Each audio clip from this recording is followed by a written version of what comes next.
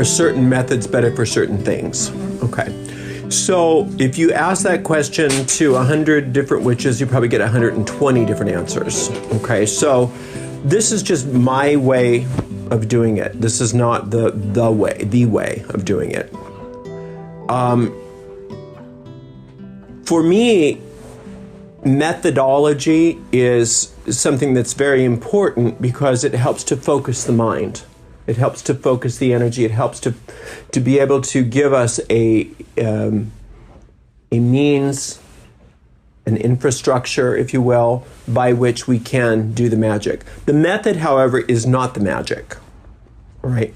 So while for you there may be certain methods that work better for certain things, those methods may not be the same for me. And this is what I recommend, is that you find definite methods of working, very specific, definite methods of working, and that you work it systematically and regularly.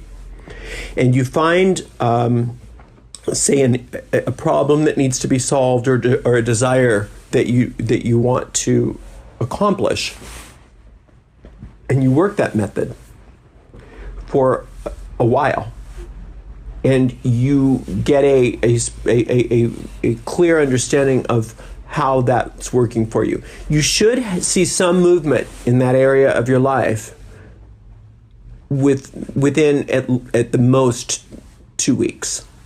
And if you don't, try it on another topic. Try it on another thing. And if you still don't get the very good movement on that next thing within the next couple of weeks, scrap that method for now and try something else, because you may not be relating to it.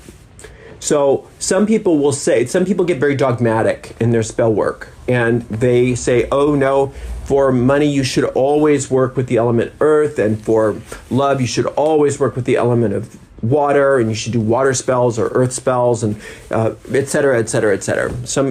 For high magic you should always work with the Kabbalah, and for whatever. And that's just not true, because it's been proven that the methods work just as well for, depending on who it is. Something that works really well for me may not work really well for you. So you should notice what methods you're attracted to and go with those first. Do they get your juices flowing, your magical juices flowing? If so, that's probably a good sign. If it's like, it's not going to do much for you. Paul Husson, if you've read his book, Mastering Witchcraft, he's all into just whatever. If a crucifix is going to make you excited, then get the crucifix. If it's a skull, get the skull. If it's a lot of jewelry on your hands, get that. Whatever you need, whatever it is that you need. If you want to use poppets, if you want to use candles, if you want to use incense, if you want to use powders, if you want to use root working, if you want to use psalms, if whatever you want to use, as long as it makes you feel excited and basically gets you to practice. Because magic is all about practicing. It's like music. It's like ballet. It's like art. It's like penmanship. It's like math. It's like any other skill. You practice, practice, practice. And if you can find a method of working that gets you interested in your practice, you're going to be fine. If you're not practicing every day, and that's what the thing about that I disagree with a lot of people is there's this idea out there that has no basis in reality, that's kind of permeates the Wicca sphere. And it's the idea that magic is something that you don't use unless there's dire need. Well, if you have dire need and you have not been practicing, what good are you? I really need to get a job in the orchestra, but I haven't practiced my oboe in 7 years. But it's dire that I get this job. You're not getting the job. Dire need. We have an oboe player here. No. But you know what I'm saying? But that doesn't make sense, does it? So when somebody says, only use magic out of necessity, don't believe it.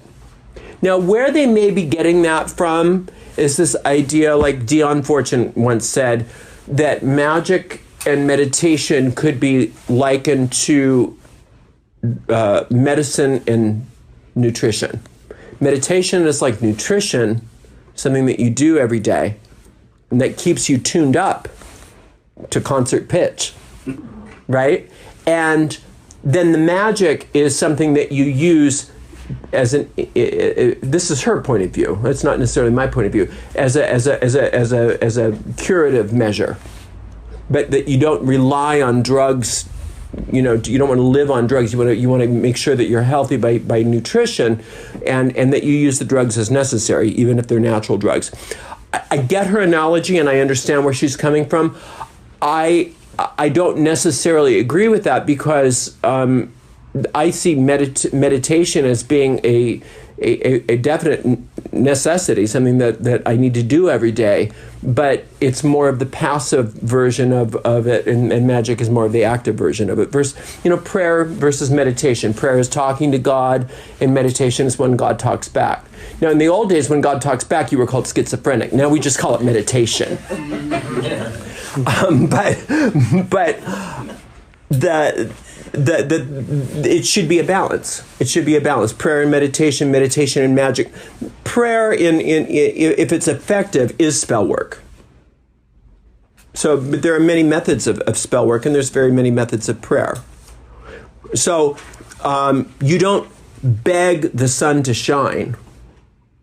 You don't beg the sun to shine. The sun's going to shine whether you beg it or not. You don't beseech the sun to shine. Therefore, we don't beseech some external deity to give us things.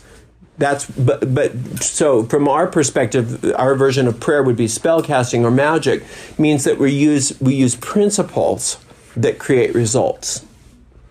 And whatever method you can use to get those principles working is fine. Okay? So I would say try different things, but go with what feels right. Don't feel like don't fall in the dogmatic trap. Did that answer your question? Yes. Okay, good.